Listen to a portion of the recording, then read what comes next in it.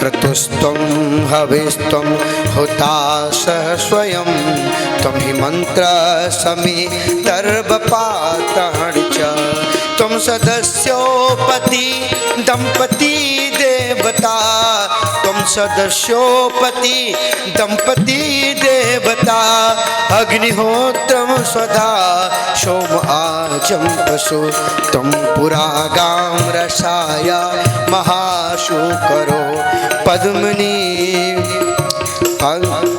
दृष्टया पद्मनी वार्णेन्द्रो यथा स्तूयमानो ललन लीलया योगिभिर्युज्यहारतयि गात्रयज्ञक्रतु त्वं प्रसीद त्वमाकाङ्क्षमाकाङ्क्षता दर्शनं ते बरे भ्रष्टशतकर्मणां कीर्तमानो नभिर्नाम्न यज्ञे सते यज्ञविघ्नक्षयं शान्ति तस्मै नमः यज्ञविघ्नक्षयं यान्ति तस्मै नमः। त्वं कृतस्त्वं हविस्त्वं हुताशः स्वयं त्वं हि मंत्रसमे दर्वपात्राणि च त्वं सदस्योपति दंपति देवता अग्निहोत्रम सुधा सोम आज्यम प्रशु। हे प्रभु यज्ञ पुरुष आप परमात्मा पूर्ण हैं। आप कौन हैं? तुम कृतुस्तम करने वाले भी यज्ञ को आप ही हैं। तुम हविस्तम हविष्य जो सामग्री होती है ना हवन की वह भी आपका ही रूप है। होतासा स्वयं होता जो होता हवन करते हैं ना उनको होता बोला जाता है। होता भी आपका ही स्वरूप होते हैं प्रभु। होतासा स्वयं तुम्हें मंत्र समेत धर्म पात्राणे च और प्रभु जो यज्ञ में मंत्र बोले जाते हैं वो भी आपका स्वरूप है। सामग्रियां होती हैं यज्ञ में, शुरवा होता है, भगोनी घृत पात्र होता है, ब्रह्म पात्र, वो सब आपका ही स्वरूप है। सर्व पात्राणि च जितने भी पात्र यज्ञ में लगते हैं ना हे प्रभु सब आपका ही स्वरूप है। तुम सदस्योपति जंपति देवता और तो और जो यज्ञ में बैठने वाले जो होतारा के सदस्य होते हैं ना उसके साथ साथ में जो पति पत्नी बैठते हैं ना वो भी आपका ही स्वरूप। दंपति देवता जो पति पत्नी यज्ञ करने बैठते हैं ना वो आपका ही स्वरूप होते हैं। अग्निहोत्रम सुधा सोम आज्यम पशु सुधा नाम की जो अग्नि प्रज्वलित होती है कुंड में वह भी आपका ही स्वरूप होती है। प्रभु आप प्रसन्न हो गए, आपने इतनी कृपा की हम सब पर तो आपके हम ऋणी हो जाते हैं। इस प्रकार सब ब्राह्मणों ने सुंदर सुंदर भगवान यज्ञ पुरुष का स्वागत किया, उनकी स्तुति की, उनका आशीर्वाद प्राप्त किया। आज यज्ञ हो जाती है। यहीं पर दक्ष प्रजापति जो थे बकरे का स्तर लग जाने थे भगवान की स्तुति करते हैं तो उनका बकरा कैसे बोलता है बम बम बम बम बम निकल जाता है ना। और जैसे ये शब्द निकले भगवान शंकर को हंसी आ जाती है। तो आज भी आप जाकर के देखो भगवान के शिवालय में जो शंकर जी की पूजा करते हैं ना वो हाथ लगा करके बम बम बम करते हैं ना वो इसीलिए करते हैं भगवान शंकर जी को हंसी आ जाती है। बोलो राधे राधे। इस प्रकार प्रसूति का भी वंश वर्णन बताया। अब 3 कन्याओं का वंश वर्णन हो गया। अब चौथे नंबर पर प्रियव्रत नाम के राजा का वंश वर्णन बताया। प्रियव्रतोत्तानपादो त्रिश कन्याश्च वारस। 2 पुत्र 3 कन्याएं थी। 3 कन्याओं का आकुति देवूति प्रसूति। तीनों कन्याओं के वंश का विस्तार आपने श्रवण किया। अब प्रियव्रत और उत्तानपाद नाम के 2 पुत्र सबसे पहले उत्तानपाद का वंश वर्णन करते हैं। उत्तानपाद नाम के राजा बहुत सुंदर अपने राज्य को संचालन करते थे। सब प्रकार की संपन्नता होने पर उनके यहाँ पर सुरुचि नाम की पत्नी लेकिन उनके कोई संतान नहीं थी। अब सुनीति नाम की जो पत्नी थी उनके कोई संतान नहीं थी तो उन्होंने क्या किया राज्य वालों के कहने से सुरुचि नाम की स्त्री से विवाह कर लिया। बहुत सुंदर थी, मनमोहित हो गया और राज्य को भी एक वारिस चाहिए इसलिए उन्होंने विवाह किया। जैसे सुरुचि आई सुरुचि ने कहा भाई ये कौन है? उन्होंने कहा ये मेरी पहले की पत्नी है। उन्होंने कहा नहीं अगर ये घर में रहेगी तो मैं तुम्हारे घर नहीं रह सकती। तब उन्होंने क्या किया अपने राजमहल से बाहर एक और कुटिया बनवा दी, वहां पर सुनीति को रख दिया। एक बार की बात, राजा उत्तानपाद शिकार करने गए, आने में विलम्ब हो गया था। विलम्ब के कारण रात्रि में जब राज दरबार के दरवाजे बंद हो जाते हैं तो क्या हुआ, वो उनको सुनीति के यहाँ पर रुकना पड़ा और सुनीति के यहाँ पर रुके। आज भगवान की ऐसी लीला कि उनके संबंध से आज गर्भवास हो गया माता सुनीति को। प्रियव्रत राजा को, उत्तानपाद को मालूम नहीं चला, जाकर के सुबह होते ही अपने राज्य में चला गया। वहाँ पर सुनीति नाम की, जो सुरुचि नाम की स्त्री थी, उसका भी गर्भ धारण हो गया। राजा एक, स्त्रियां दो, तो सुरुचि नाम की स्त्री का भी गर्भ धारण हुआ। इधर आकर के क्या हुआ, समय काल में दोनों को दो पुत्र उत्पन्न हुए। सुनीति के जो पुत्र था उसका नाम ध्रुव रखा गया और सुरुचि का पुत्र था उसका नाम उत्तम रखा गया। एक बार बालकों के साथ खेलते खेलते सुनीति का पुत्र राजमहल में आ गया। उसको बालकों से मालूम हुआ कि मेरे पिता राजा हैं, तो गोद में बैठने की इच्छा की। जैसे गोद में बैठने के लिए आए तो वह गोद में बैठा तो लिया। उत्तानपाद ने तो अपने पुत्र को, क्यों, पुत्र तो एक ही है, पिता तो एक ही, अपने पुत्रों को बराबर लाड़ करता है। लेकिन जैसे गोदी में बिठाया, सुरुचि आ गई। सुरुचि ने उसके हाथ को उठा करके और नीचे पटक दिया। अरे तुम इस गोदी में बैठने के हकदार नहीं हो। तुम अगर इस गोदी पर या इस गद्दी पर बैठना चाहते हो तो तुम भगवान की तपस्या करो, और भगवान जब प्रसन्न हो जाए तो तुम उनसे कहो, माता सुरुचि के गर्भ से मुझे जन्म दे दो, तब तुम इस गद्दी के हकदार बनते हो। छोटे से बालक 5 वर्ष के ध्रुव जी महाराज रोते रोते माता के पास गए। रोने का कारण माँ ने पूछा। कंठ अवरुद्ध होने से बेचारे बोल नहीं सके, लेकिन संघ के बालक सखाओं ने माता को सारा वृतांत बता दिया। जब माता सुनीति को यह मालूम हुआ कि सुरुचि ने पुत्र को डांट दिया है, तब वो कहने लगी, बेटा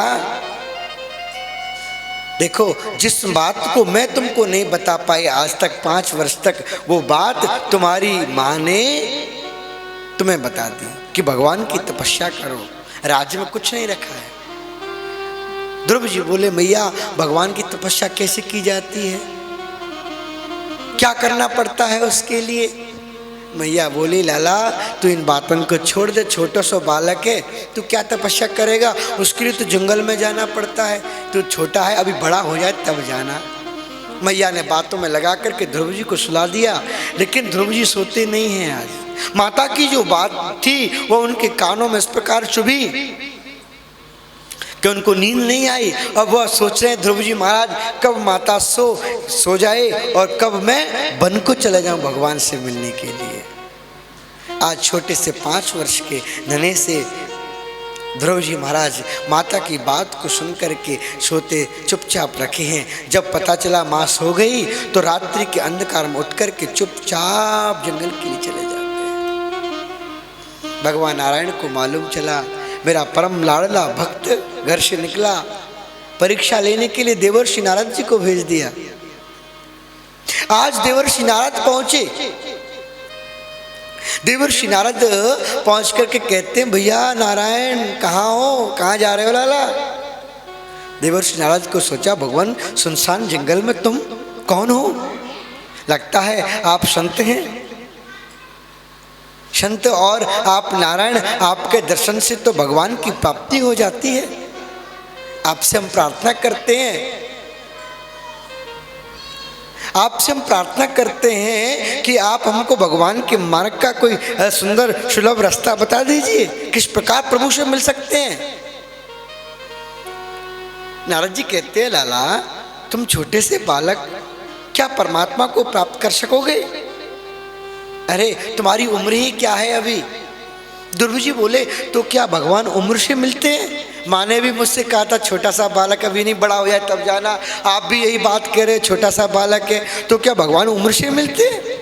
नारद जी बोले, नहीं नहीं उम्र से तो नहीं मिलते, लेकिन फिर भी तुम छोटे हो तो क्या हुआ, मुझे तो भगवान से मिलना है। अगर आप भगवान का रास्ता बताओ तो ठीक, नहीं बताओ तो मेरे रास्ते से हट जाओ। नारद जी को मौका मिल गया चेला बनाने का कि ये अच्छा रहा। आज ऐसा चेला बनाऊंगा, आज ऐसा चेला बनाऊंगा जो परमात्मा को प्राप्त कर लेगा। तब तो श्री भगवान नारायण का मंत्र उच्चारण करके श्री नारद जी महाराज ने दिया द्वादशाक्षर मंत्र। जिस द्वादशाक्षर मंत्र को पढ़ करके आज ध्रुव जी महाराज वन के लिए चले जाते हैं और क्रम बता दिया।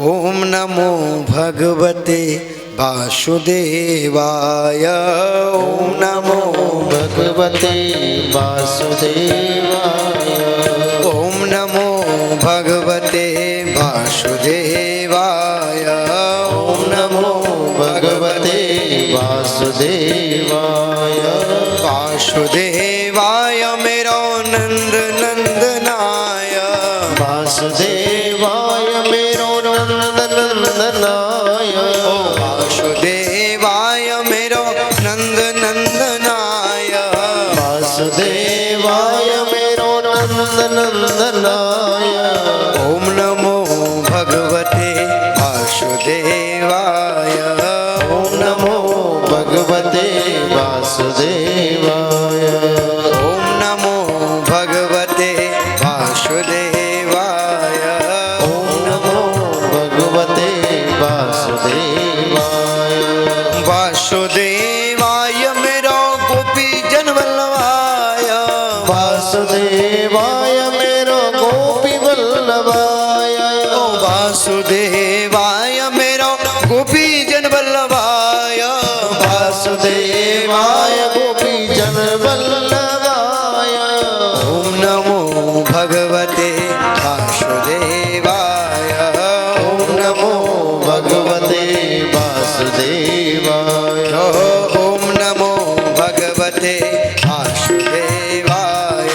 ओम नमो भगवते वासुदेवाय। ध्रुव जी महाराज भगवान के लिए नारद जी ने बताया कि तुम इस द्वादशाक्षर मंत्र का जप करो और इस मंत्र को पढ़ते रहो। यहाँ से कुछ दूरी पर जाओगे, मधुपुरी मथुरा है, वहाँ पर मधुवन है, मधुवन में वही यमुना का किनारा, आप वहाँ पर बैठ करके भगवान का भजन करो और जितना ज़्यादा भजन करोगे उतने जल्दी भगवान मिल जाएंगे। ये बात ध्रुव जी ने अपने मन में ठान ली कि अब तो मुझको भजन ही भजन करना है। ध्रुव जी महाराज ने नारद जी की बात को सुना, मधुपुरी पहुंच करके यमुना के किनारे बैठ जाते हैं और खड़े होकर के भगवान का भजन करते हैं।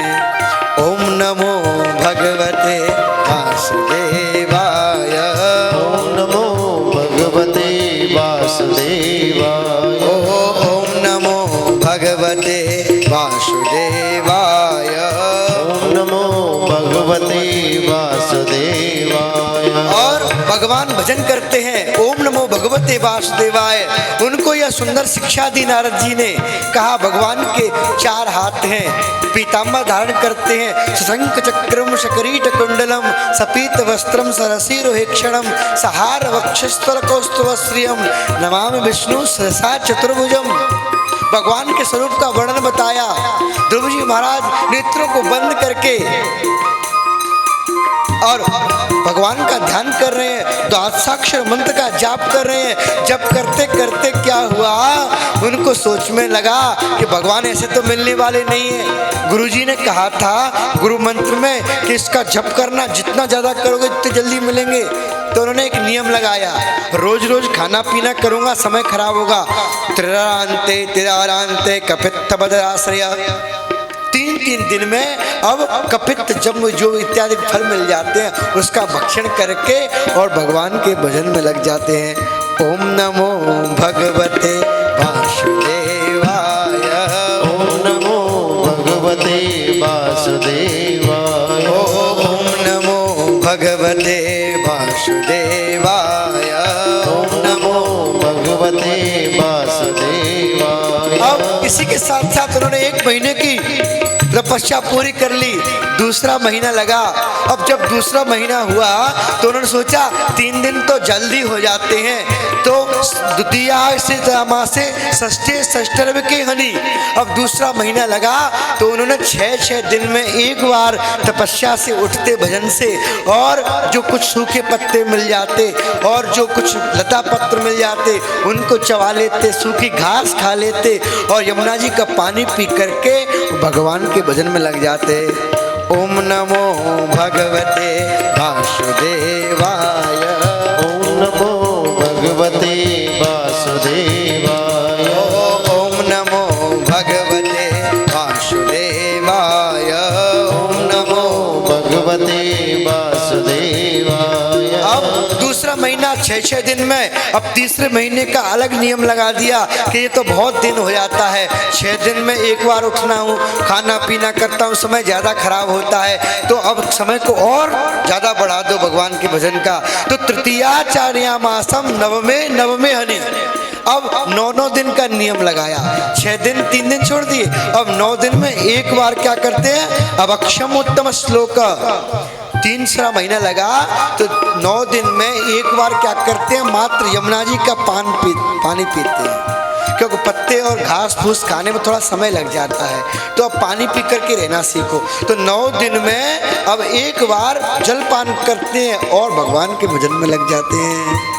ओम नमो भगवते वासुदेवाय, ओम नमो भगवते वासुदेवाय, ओम नमो भगवते वासुदेवाय, ओम नमो भगवते वासुदेवाय। अब 9 महीना, तीसरा महीना पूरा हो गया।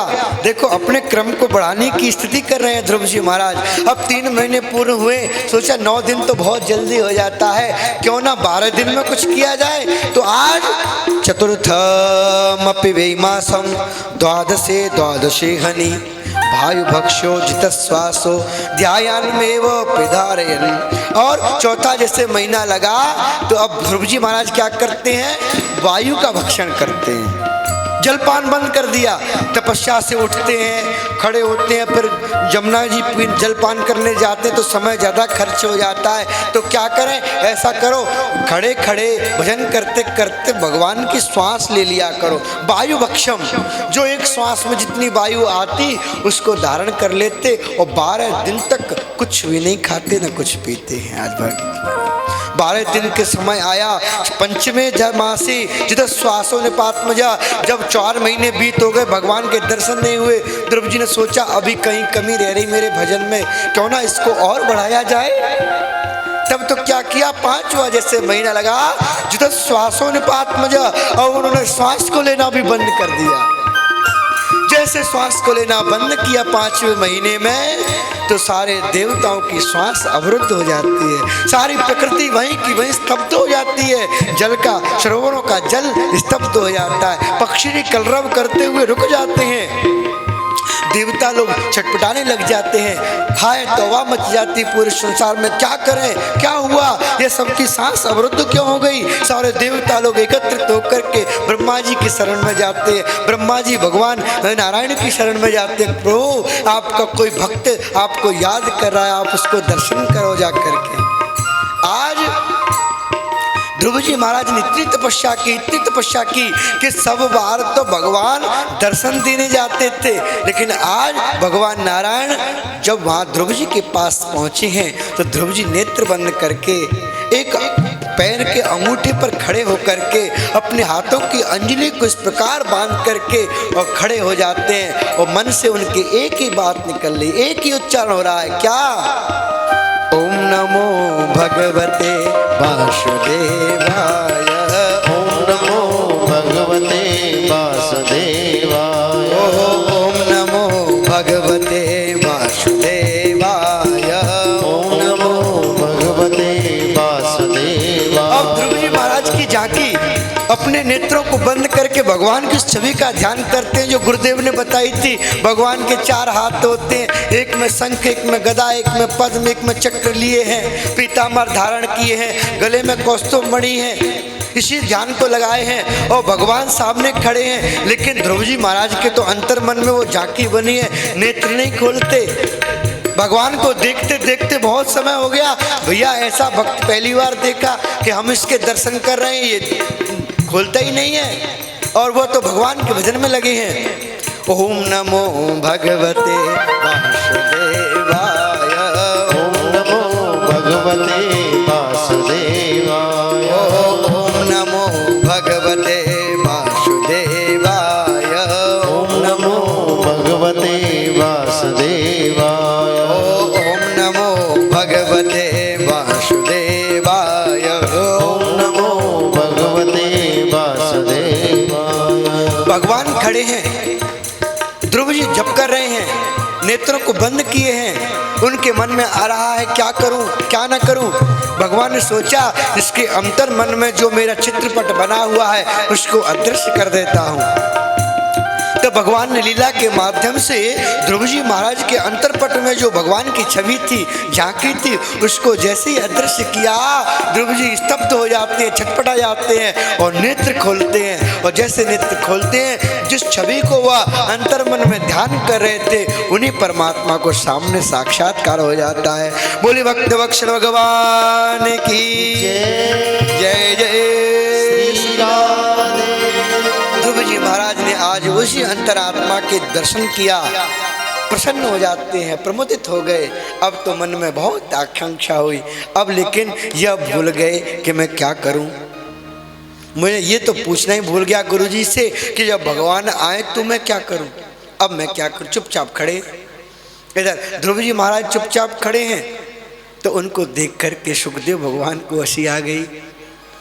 भगवान को हंसी आई कि भारे भाई भक्त, एक तो भक्त ये जो हमको कोई देख लेता है तुम्हारी स्तुति करते नहीं थकता, और एक भक्त ये कि एक तो घंटे भर से इंतजार करवा रहा था नेत्र खोलने के लिए, अब नेत्र भी खोले तो चुपचाप खड़ा है, कुछ बोलता ही नहीं है। तो भगवान को थोड़ी हंसी आ गई, और इधर भगवान को हंसी आई तो भगवान सुखदेव जो झांकी में दर्शन कर रहे थे, भगवान सुखदेव जी को हंसी आई। और जब सुखदेव जी को हंसी आई तो सारा समुदाय राजा परीक्षित के साथ प्रसन्न हो जाता है। बोलो भक्त वत्सल भगवान की जय। अब हंस क्यों रहे हैं सब लोग,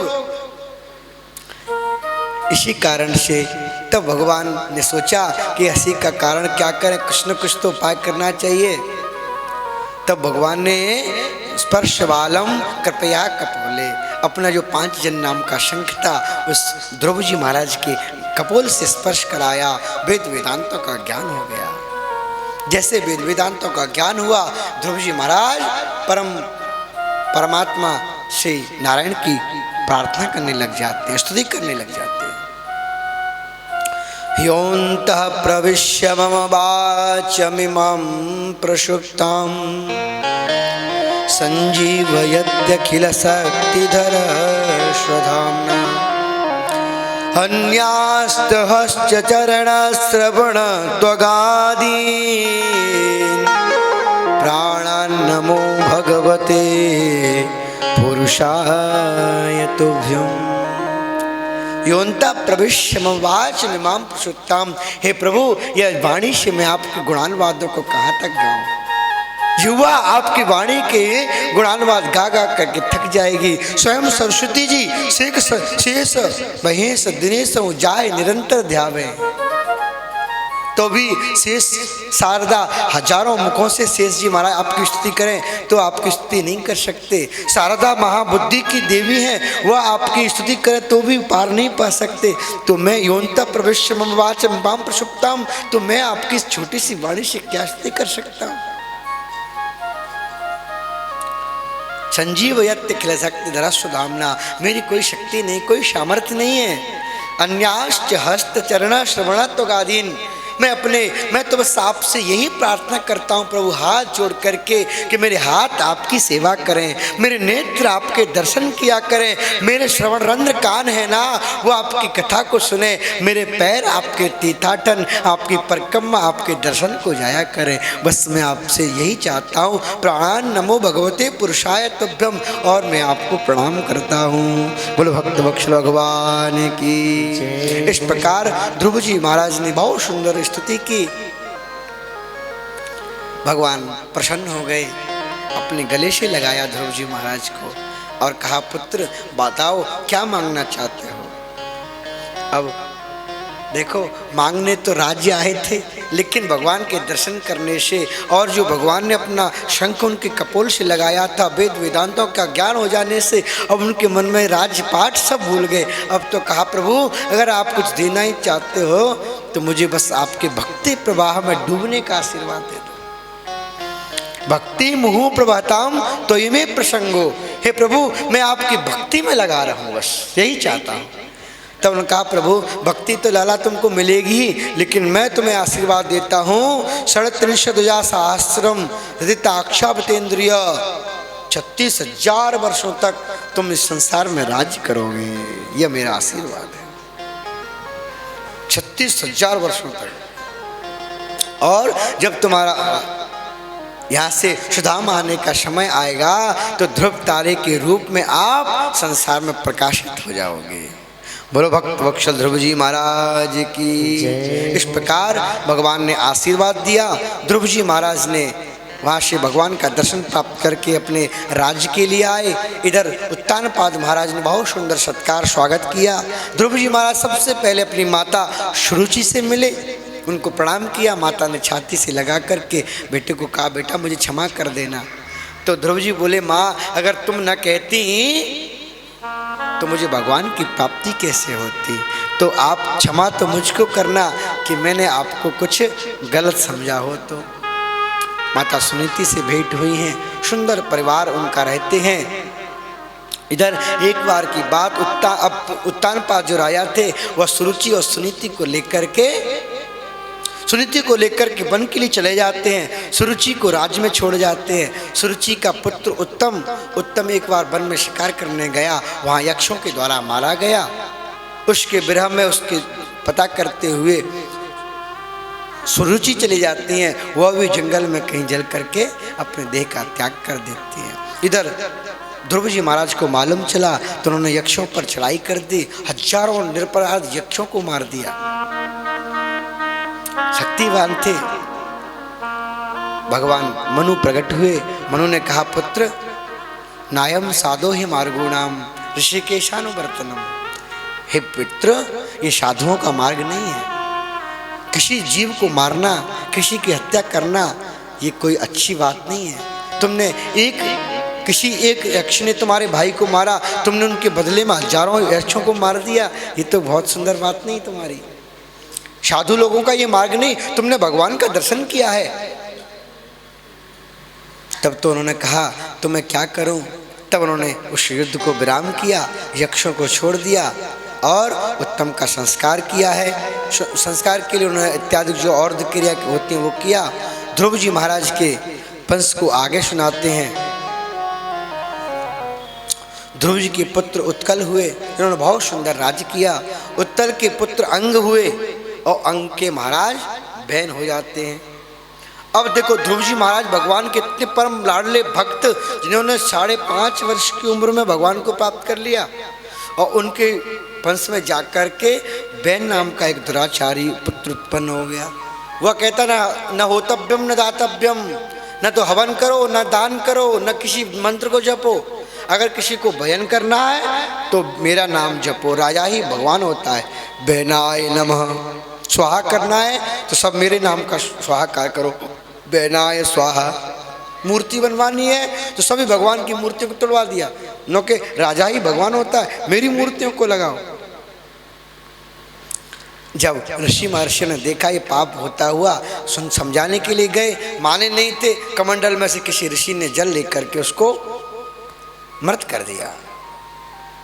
अब राज्य में अराजकता फैल जाएगी, बहन को मार दिया तो उसके शरीर का मंथन किया गया, जिसके फलस्वरूप उससे बहुत सी चीज़ें उत्पन्न हुई। यक्ष और भील, कोल इत्यादि जो जातियाँ जो वनों में रहती हैं, जल के किनारे पर रहती हैं, घाट के किनारे पर, वह सब जातियाँ उसकी श्री बहन के शरीर से उत्पन्न हुई थी। अंतिम में जब उनके शरीर का और मंथन किया ऋषियों ने, तो भगवान पृथु का अवतार हो जाता है। बोलो पृथु भगवान की। 24 अवतार में पृथु अवतार भी आपने श्रवण किया था। पृथु भगवान जब अवतरण हुए तो उन्होंने देखा कि ये पृथ्वी उगना प्रारंभ, अन्न देना बंद कर दिया। डालते हैं 10 किलो, उगता है 1 किलो। जबकि पृथ्वी का काम क्या है, 10 किलो डालेंगे तो 10 कुंटल उत्पन्न करके देगी। लेकिन पृथ्वी ने शोषण करना प्रारंभ कर दिया। तब तो उन्होंने धनुष बाण लेकर के पृथ्वी को मारना चाहा। गौ का वृषभ रूप धारण करके, गौ का रूप धारण करके पृथ्वी देवी आई। उन्होंने पृथ्वी को कहा, तुम बछड़े बन करके मुझको दोह लो, क्योंकि जो राजा दुष्ट था ना, दुष्ट राजा के होने से क्या होता है, पृथ्वी ने अपनी जो उर्वरा शक्ति थी ना, उसको अपने अंदर छुपा लिया था, पैदा करने की शक्ति को। इसके माध्यम से जब उन्होंने बछड़े बनकर के सारी चीज़ों को धो लिया, जो मुख्य मुख्य चीज़ थी, और पृथु जी के आगे पुरंजनोपाख्यान का सुंदर उपाख्यान आता है। एक पुरंजन और पुरंजनी